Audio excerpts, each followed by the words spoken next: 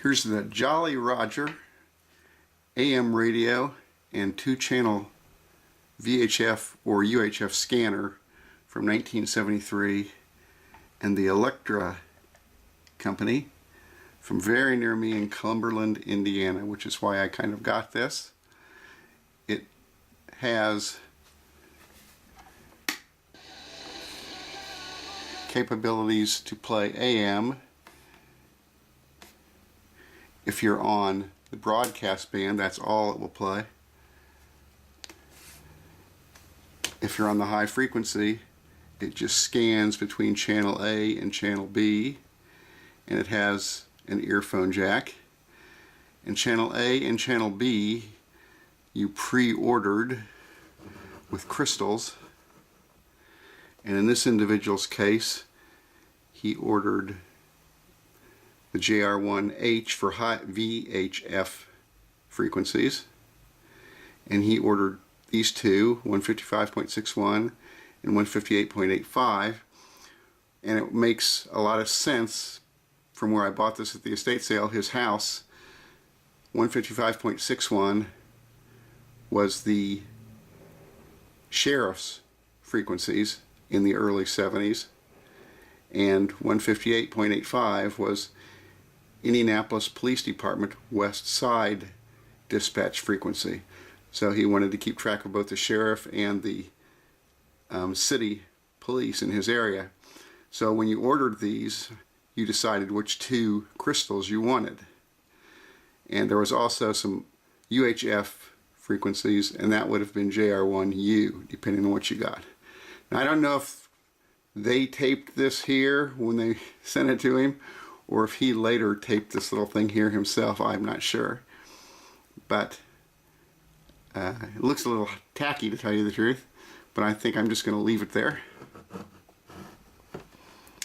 So we have the Electra Company with their little transistor logo, and they were a part of Masco.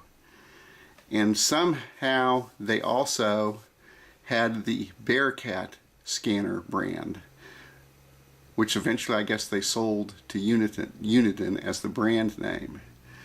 So you also have a small whip antenna here for listening to the VHF frequencies.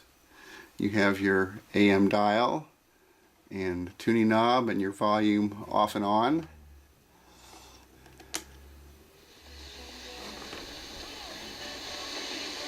And what you could do is, let's say you just wanted to listen to AM radio, you would put it on broadcast. Now you notice the LEDs for scanning went away. So that's all you're going to hear is the AM stations. If you only wanted to listen to HF, high frequency, and these two channels aren't active anymore here, just for fun I'll put the antenna up.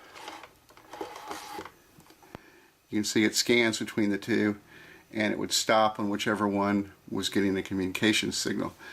If you only wanted to listen to channel A, which was his sheriff's, it would just scan channel A.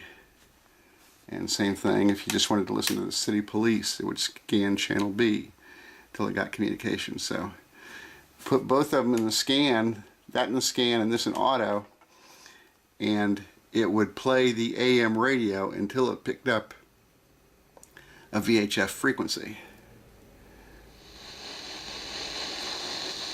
821-3300. 1-800-8...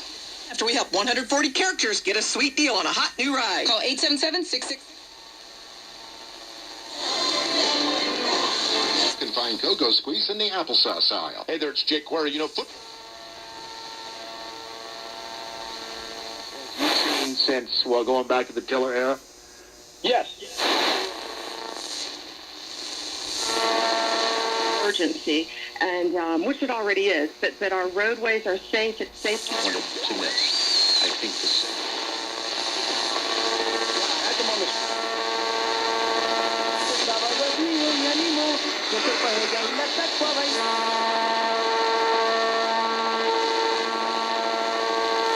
HD2 Milford.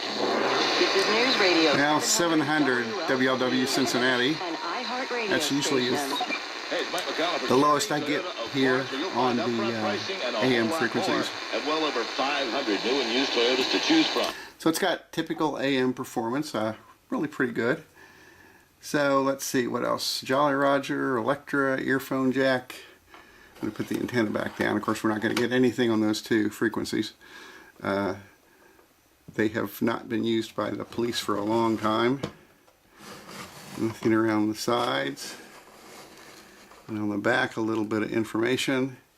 And here you have the balance and the squelch controls.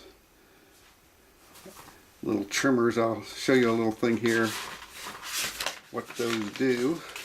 I had to set this one. I had to set the squelch when I got the radio because it wouldn't play with the antenna up. It was all messed up. So you can pause your screen and read that.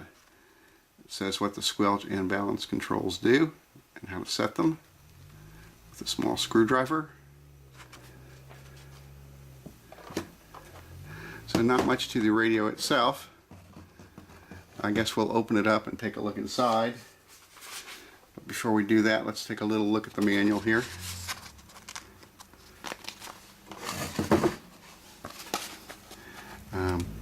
I like how they call it with AM broadcast fill-in. And it's copyright 1973. And Electra was a division of Masco, which is a big company. Alright, hopefully you can read this and pause your screen. The basics about the unit. 150 to 174 megahertz in 12 megahertz spreads, or 450 to 470 megahertz in 20 megahertz spreads. A few of the details. Tells you how to get your crystal formula frequencies. And here's the schematic. You'll notice the UHF unit is slightly different. It has 2 transistors instead of 1. And there's some other differences between the two. A lot of it is all the same though. Here's the power plug. This is dated 10 of 1972. 6 volts. You can see it does not have the, what is a typical barrel connector. It has one of these, like a mini plug. Tip negative. And I think I counted 16 transistors.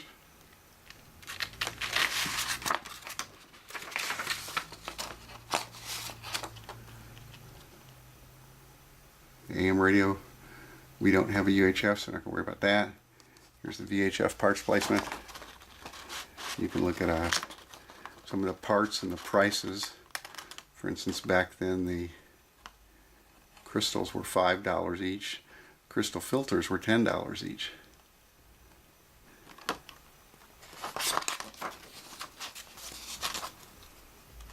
I don't know what's here right now.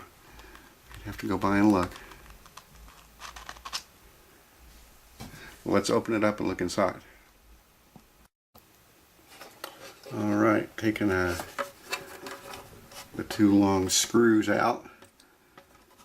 You take the back off and you can see where the 4 D cells would go, and a legend as to how to put them in with the proper polarity. Of course, my D cells fell out as soon as I took the back off. Let's see what we have here. Let's see right away, speakers 8 ohms 1 watt.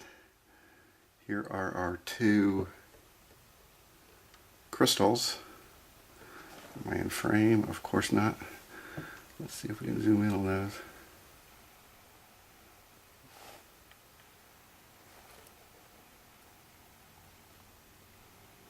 What do you know? I can get it to focus on it. You can see the police and the sheriff's there. And up here are the two crystal filters.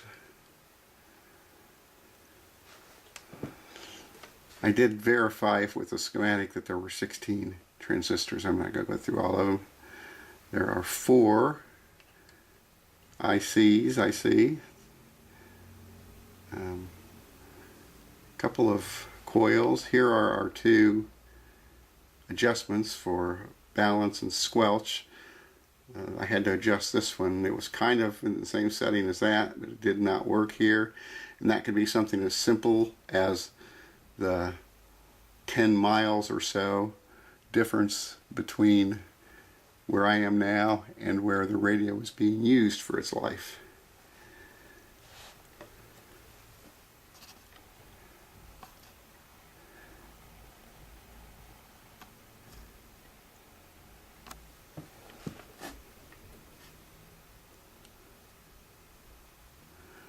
On the tuning capacitor, there's a 7235. That could be a date code, I suppose. I don't see any date codes on the electrolytics. There's, I think I counted 3 electrolytics in here. It's a very clean, very good construction as near as I can see. Some thought went into it. Got a couple of resistors soldered on the underside of the board.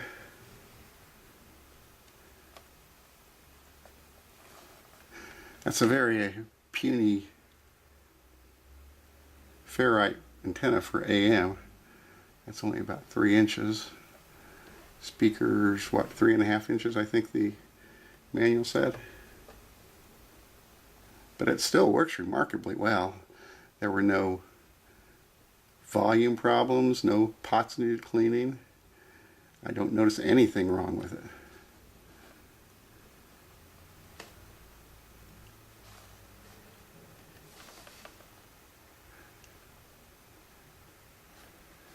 Now let's button it back up.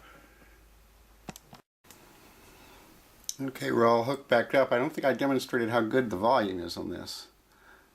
It's really excellent. Guys like LaShawn Miner and Brian Zero last year, even before he was head coach, and then he's got, obviously he's starting to build this year as well. And then you also just kind of, the thing I always tell people is it's good to grab a high frequency. It's pretty good volume for this whole thing. So we're set back to auto and scan of both crystals, which will be kind of useless in 2017. But anyway, this has been the Jolly Roger, which I gotta think is a pretty silly name for this unit. I don't know why they did that, but such is life. 1973, Electra Company, Cumberland, Indiana. I hope you've enjoyed it, and thanks for watching, and please subscribe for more videos like this if you haven't already. Bye.